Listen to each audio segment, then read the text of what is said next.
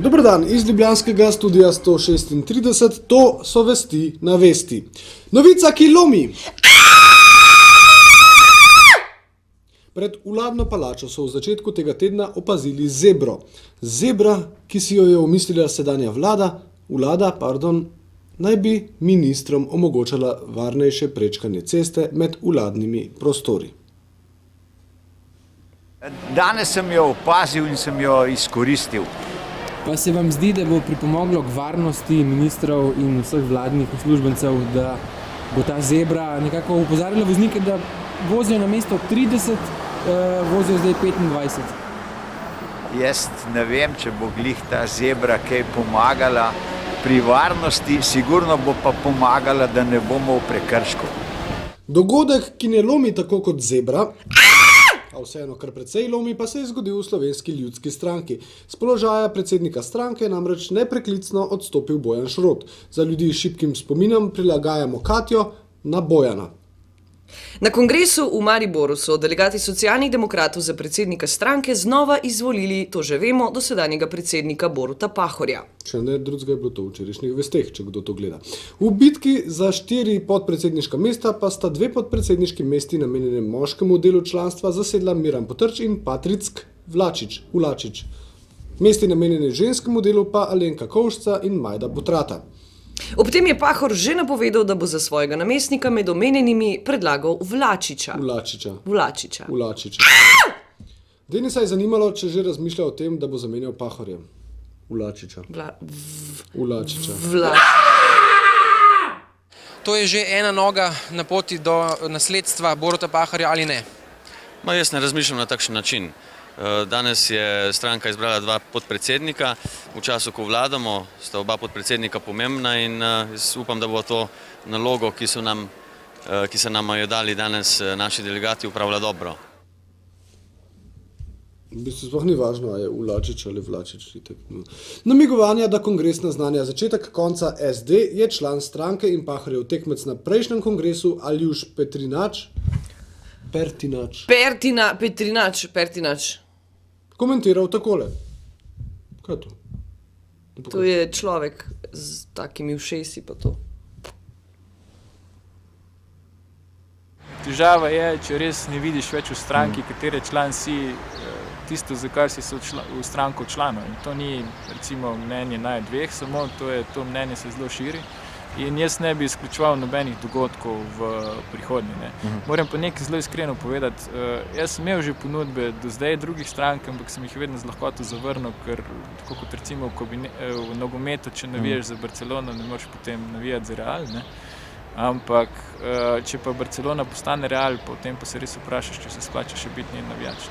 Besede Pertinača pa je pokomentiral tudi nekdanji igralec Olimpije in podpredsednik stranke Igor Lukšič. Kaj pa s Katjo? Ona je ta kip za Pertinačem. A ti pa Pertinač? Ja, všesa imam, ne? Nimam tako tesnih relacij, da bi moral razmišljati z glavo Aljuša Pertinača. To je stranka, ki sem jo soustvarjal. V njej sem od začetka, od leta 1993, ko je bila ustanovljena, sem bil član predsedstva. Eno obdobje samo nisem bil zraven, to je obdobje od 2001 do 2005, to je tisto obdobje, ko je stranka šla navzdol. Potem, ko sem se angažiral, 2005 sem se angažiral z namenom, da premagamo ta bušizem v podobi Janše na Slovenskem in vzpostavimo neke normalne razmere za to, da Slovenija spet zadiha s polnimi pljuči. To se je zgodilo in zdaj gremo naprej. Ko se z MOL-om stranka SDS, ampak to je ful dobro, če jih gledaš, a veš, kot ekipe. SDS je Domžale, rumeni dresi. To je bil en tak bušizem. Jankovićem! Po 18 letih uporabe mogočne vile v centru mesta ni več uspela dogovoriti o podaljšanju najema stavbe, so se tja po njeni obnovi naselili apotekarji. Lekarna Ljubljana je včeraj na ulici Komenskega 11 tako odprla nove prostore, otvoritveni trakt pa sta svečano in slovesno prerezala direktor lekarne Marko Jaklič, črni magist, in ljubljanski Zoran župan Janković. Pa trakta ne moreš prerezati, ne samo to, da smo se nejasnem. Otroci, trakt ni za rezanje. Kaj pa pol delaš s traktom lahko? prebavljaš?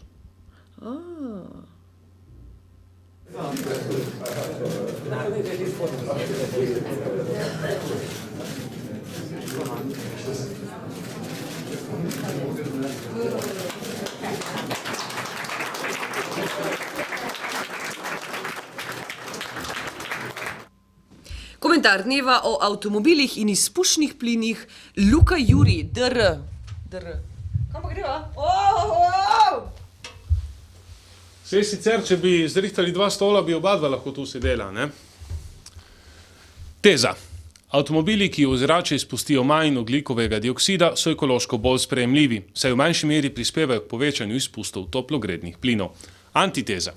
Ker kupci teh izpustov še ne čutijo kot nujo in ker so druge lastnosti avtomobila običajno bolj cenjene, kot naprimer cena, luksus, moč in tako dalje, bo težko ljudi prepričati, naj se pri nakupih osredotočijo na ekološkost vozila.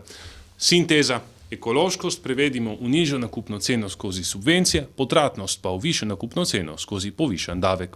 To je na kratko povzetek zamisli, ki želi slovenskemu voznemu parku povečati delež vozil z nižjimi emisijami. Povejmo neposredno, danes si car, če imaš čim večji potraten avtomobil. Jutri boš, upajmo, car, če boš imel čim bolj ekološko, energetsko učinkovito vozilo.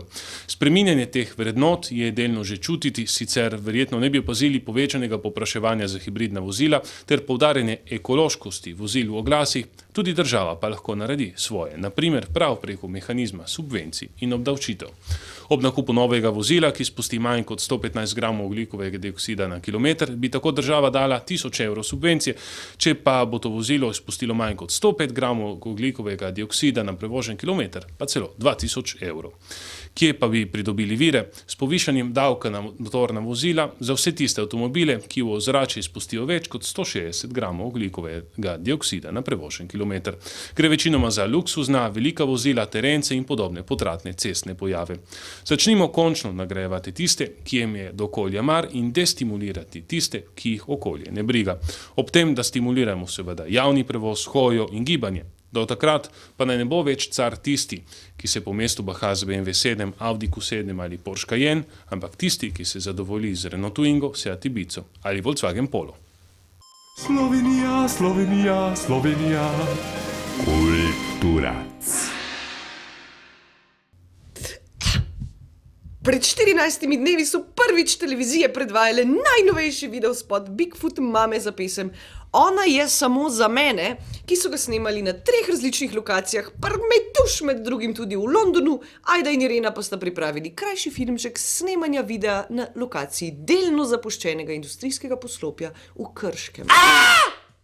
Film bo skupina uporabila tudi za promocijo skorajšnjega koncerta, ki bo v Križankah 14. maja.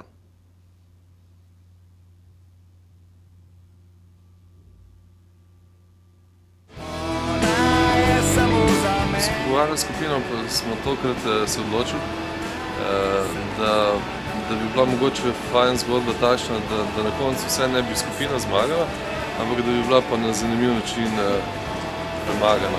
Ampak ne v bistvu v smislu neke tekme, ampak v smislu, čak to ni dobro.